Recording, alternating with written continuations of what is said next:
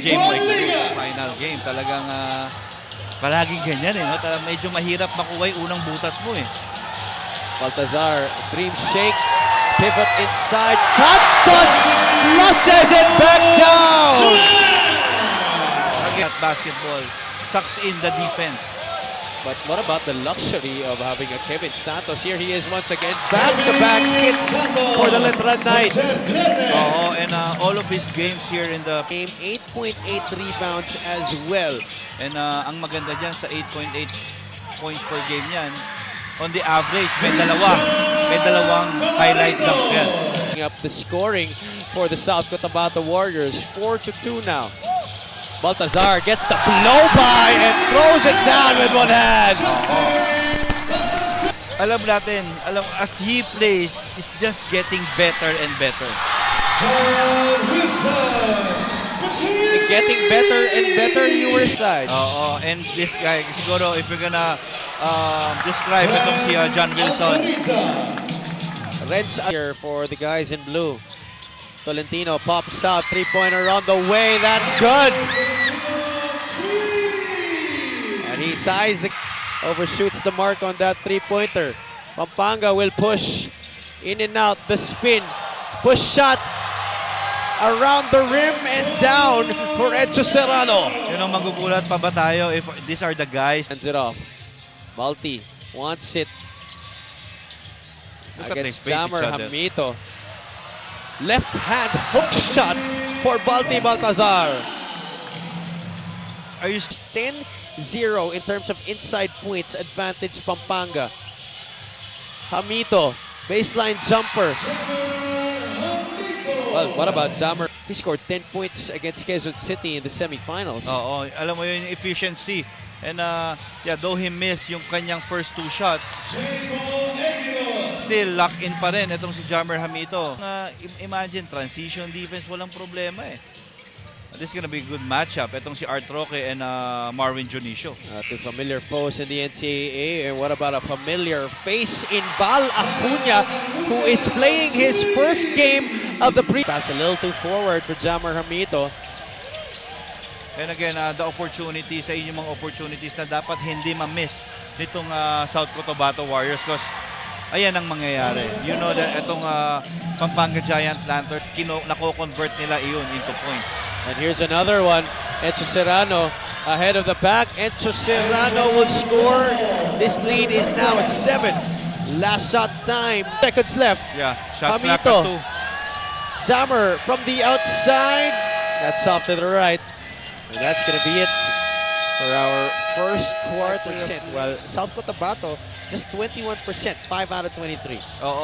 With that high efficiency in terms of field goal percentage, alam mo, hindi pa natin nararamdaman yung advantage na itong rebounding situation.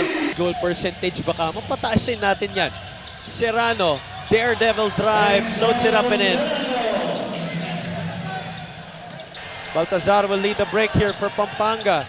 Serrano, catch, set, fire, splash! Garcia taps it to Baltazar. See how fast the ball is. Enzo waves it away, gets his own miss, puts 2 points back inside the Pampanga Giant Lanterns. Yung sa semifinal game nila against Batangas. Pero I think tonight, 100% na. Yeah. 11 points in the game. Wilson thought he was fouled, but Pajarito right there to clean the mess. How your guards, especially Coach Elvis Tolentino, responded off a timeout with that 2 points. Balti forced it to a tough one, but after the miss, despite 3 blue shirts, being asked of how did you prepare against the defending champions, ang sabi ni Coach Elvis, we don't usually look at our opponents. We focus on how we are going to play. If you play the right way, nobody's gonna stand a chance. You're never gonna go wrong. Giant Lanterns, it's the 21 points lang na binibigay nilang puntos para dito sa South Cotabato Warriors. Yeah. Tried to pass it off over to Kevin Santos. The interception for South Cotabato. Jonicio finally breaks the drought here for the Warriors. And they've been trying. Championship match of our 2024 MPBL preseason invitational. The Pampanga Giant Lanterns looking dominant. Out for the Warriors will put them over the limit, but they get a steal. Cruz leaves it. Jonicio from the outside. Off mark. Jervy Cruz, short stab. That's good. He's on Baltazar. Balti. One-hander. Gets the bounce. Everything just dropping for the former De La Salle Green Arts. 2 more feet away from that spot. Mataas yung percentage ni Balti doon. Acuna splashes for 3. Bball Acuna. Oh, Baltazar gets good position. That's an easy 2 points. Yeah, too big, too good. Para, alam mo yung they need to find ways na at least magkaroon ng ibang option. Jeff Viernes.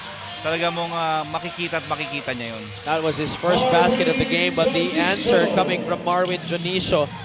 Superstars here in the guard position here in the MPBL. Mark Cruz and Jeff Viernes. Viernes, one-hander off the back.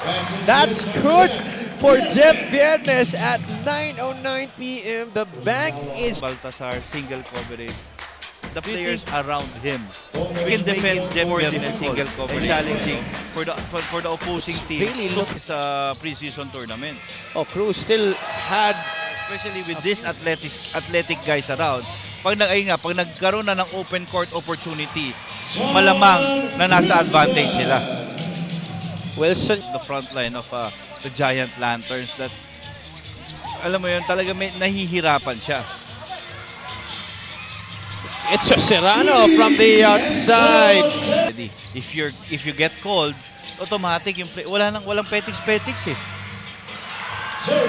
Jervy Cruz hitting Finally. from the elbow. Yeah, it's And fine, at least now nakabutas na itong si Jervy Cruz. only his second bucket of the game. Alcoriza answers back with a 3-pointer. For squad, because usually when you're a super team, you give up a lot of touches when you're a marquee player. You divert. That they did sa kanilang laban against the Tanduay Athletics, which is to let the bigs of their opponents battle with their bigs. Ito daw kasi yung advantage nila that Even that will not go inside for South Cotabato. Baltazar coast to coast for 2. And this is what you're saying, di ba? Justin not starting. Ito yung makikita natin. Bball Acuna, let's see if this will light the fire underneath. Road to go, but still so much basketball to be played in this game. Santos gets the reverse. That's another easy 2 points inside. Kukuha ng offensive rebound, ayun yung mabigat eh. And look at how Sorella is defending him. He needs to be engaged all the way, which leave this guy an easy layup. Jonicio averaging 13 out of 37. And look at the patience of Justin at the post. Viernes from the corner. The magician making it look so easy once again, stroking it from the outside. Limitation nitong South Cotabato. Rene Pacquiao is in the game for the first time. And he gets the basket plus the foul, the hoop and the harm. Averaging para kay Rene Almost Pacquiao 4 minutes per game. Katalaga sa haba nito na steal eh. Viernes gives it up to Baltazar. Just a little nudge to initiate contact. A miss, but Sunny Estil is there. Sunny Estil. 4 points already in this match. Mark Cruz. Pero limited minutes eh, no? Tolentino will break away in the walk in the park for 2 points. Those are the easy. Rayson wheeling and dealing. Gets it from the outside. Watket Pampanga from the right wing.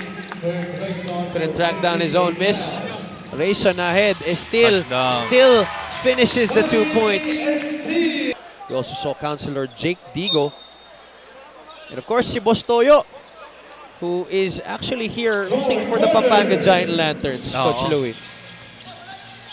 Pati yung fans nitong Pampanga Giant Lanterns, superstar din eh. Yun na nga eh. And that seems to be the case. Kulang na lang. Magka-walk of fame na sa Pampanga. Jacob Evilos wanting maybe his start. Magmukha na lang blanket yung nakapwesto dyan eh. Marvin Jonicio dialing it down from the outside. The lead still huge here. Jamo Eguilos, meanwhile, on the other side, even transition deep. They continue to compete. They continue to do it the right way. Wilson splashes for 3. Back-to-back three-pointer for Miss manufactured by the Warriors on that miss by MJ Garcia. Hoson, can this be another one? A barrage of threes will make this very much possible. stays with South Cotabato. Janisha was asking for it before Wilson took. John Wilson sa corner. Elorde floats it up, gets it in. So Marwin passes up on the 3. Wilson will not, and he makes it.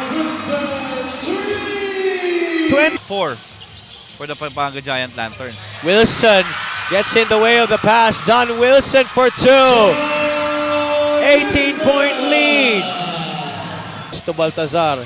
Active hands here by Micol Sorella. Baltazar being patient, backing him down. Baltazar, he makes it look too easy. You know that is gonna take. He wants a 2-man game with Balti. The clock is on their side. Sorella switches out on him. Serrano, that's a haymaker from the outside. Ang dali no? Is the advantage of the Pampanga Giant Lanterns. Wilson hesitating. Hoson was relocating with a curl up top, but Wilson decides to take it. Sir, up to now, the closing minutes. Pacquiao underneath, but Yeah, outstanding performance with Gov Pineda na kahit sa maliit na paraan, maikling playing Lanterns time, para sa South Cotabato, only may it's only tutulong mo sa John team Wilson. bigay. And you need to do it sa best ng iyong ability. For the Warriors in this preseason invitational. Totoo yan. Ang hirap din kasi talagang kasi kahit para bang nangyayari, kahit saang matchup ka mapunta, laging Pampanga, South Cotabato, Batangas, Quezon City, Valenzuela, Manila, Harlika Pilipinas Basketball League. I hear there's a new squad that's coming back to play. Siyempre, di muna natin papangalanganan yan. At that's gonna be news in the coming days for sure. Abangan nyo yan, mga kaliga. And that's it for this championship game between the Pampanga Giant Lanterns and the South Cotabato Warriors. The squad of Governor Dennis Delta Pineda reigning supreme once again.